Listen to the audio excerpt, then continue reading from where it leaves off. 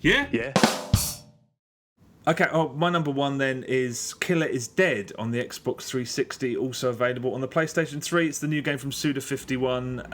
Have you played it yet? No, but you've had it for a while, haven't you? I have. I played it. I finished it like several weeks ago.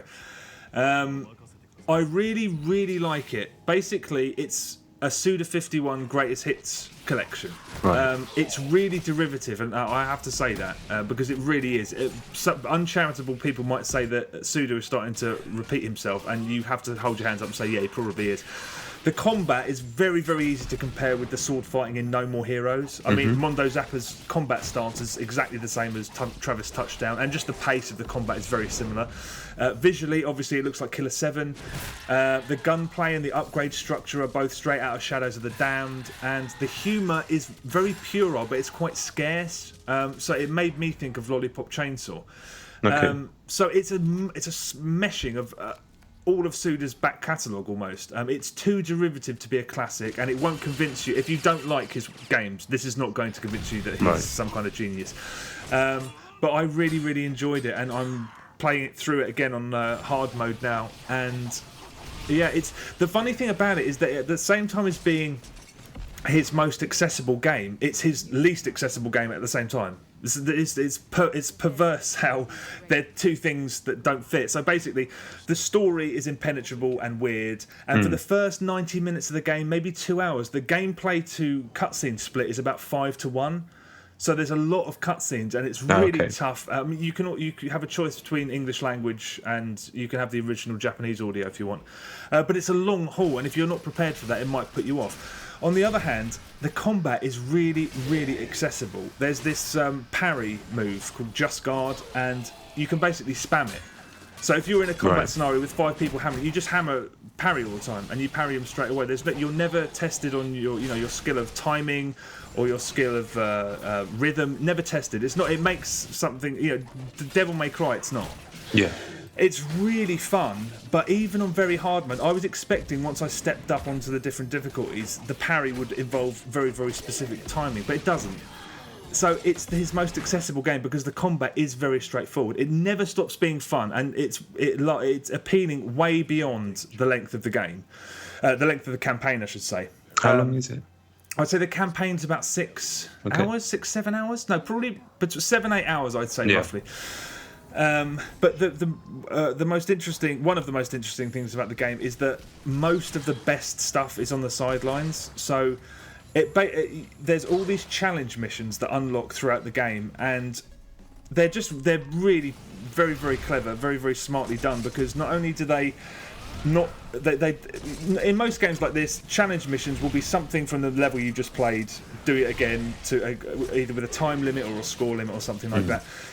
What they do with these is they always mix it up. So if you've done, for example, in the campaign, there's this mission where you have to infiltrate this building. In the challenge mission, you have to get out of the building. In the campaign, there's quite a quiet bit in this bit of there's a specific bit of scenery, and then in the challenge mission, it's a really loud and rowdy gun turret set piece. Okay. So it's never the same thing twice. If you want to replay the missions, you can, obviously, but there's so much variety in the challenge missions that they represent the best part of the package, which is quite unexpected. Right. If you want to ignore all the challenge missions, you can, because the stuff that you can unlock, it's mainly to get more money. But the stuff you do unlock some things which can also be unlocked elsewhere in the campaign, so they're completely optional. Also optional are the Gigolo missions, which I assume you've heard about. Well, this is the thing that caused all the consternation, wasn't it? I mean, at a glance, seemed to be... I don't know. My opinions on these sorts of things do tend to differ from everybody else's, but I just thought it looked funny and stupid because I know the man's work, right? And understand that he tends to err on the side of parody most of the time. And fucking stupidity as well. Really. Dumbassery, which not stupidity is the wrong word. Dumbassery, which is something that I like all the time. I just thought it looked funny, but then again, I don't think I've always found maybe I'm a lot less sensitive to this sort of stuff than a lot of people, or maybe I'm not. Yeah, see, I'm in the same boat as you. It's impossible for me to talk about the Gigolo missions without talking about a video that videogamer.com put out called Killer is Dead, Just Like Suda51's Career. As far as I'm concerned, it's the worst thing to have appeared on a mainstream gaming site for a year, maybe longer than a year. There's this, I mean, you know about this. There's an utterly bizarre subsection of the games press in England who endlessly celebrate and congratulate each other for having knee-jerk reactions to things. And what they do when they have these reactions is they write articles or they make videos and they present them, they articulate them so that they sound like these things are things that they've sat down and actually thought about. So at the beginning of that video, Matt Lees explains that he hasn't played Killer is Dead. He has literally watched someone else play it and watched over their shoulder. Literally that. So he can't offer any context on the subject because he hasn't played it. And then 20 seconds later, he says to the camera, it's all about context. And that is bullshit artistry of the highest order. It's completely dishonest. This obsession with identity politics has really got to stop because it's stifling coverage and discussion of an art form that's in its infancy. And if you're not intrigued and excited by the places that an interactive art form can take you exclusively, I don't know why it's your job. I don't know why you're writing about it. Because everyone knows damn well if these mini games or if this characterization wasn't interactive and if it was in a cutscene, there would be no fuss. Just because there's 100 years of enlightened art criticism where we can accept that an artist can create unlikable people, and we don't have to pin any kind of accusations on them. I mean, the argument expressed in that video is Philistine. It's completely anti-art. It says that if you create unlikable people or if they perform unlikable acts, you can do that and they can exist, but the second you interact with them, apparently it's fair game to rob an artist of his creative relativity and dismiss him as a pervert. If you think that's right, honestly, it's despicable that, again, the games press, there's always talk about cliques and how it's an echo chamber and it's insular and it's impenetrable and it's all just this little backslappy sort of... Who cares? No one's interested. I don't give a shit about that most of the time. But when it's in a situation like this, I just, the fact that people I admire and respect liked and shared this video is a damning indictment of it, because I know some of them shared it without having watched it, without thinking what the implications were of sharing it. It's completely anti-art. Philistine. Anyway, if you liked or shared that video, go back and watch it again. Listen to what is being said, and if you genuinely think that that's worthwhile, or it's well argued, or it's progressive, I'm sorry, I think you're an intellectual degenerate. Anyway, the fucking Gigolo missions themselves are not worth a damn anyway. They're trial and error, and they're boring. And that's the other thing. You said you think that they're quite funny. I laughed at them repeatedly, and if you think that they're not done for laughs, I don't know what planet you're on. Here is what happens in all of these games. In every scenario when you play these Gigolo missions, the first thing you see is Mondo Zappa sitting at a bar, and he has a sip of his beer, puts the beer down, turns, notices there's a pretty girl sitting next to him, turns back to face you, one eyebrow goes up. I mean, really. And then basically you have to give these women gifts, and while they're not looking, you kind of gawp at them. And this meter goes up, and if you give them the right gifts to the right people, it goes up faster. It's boring.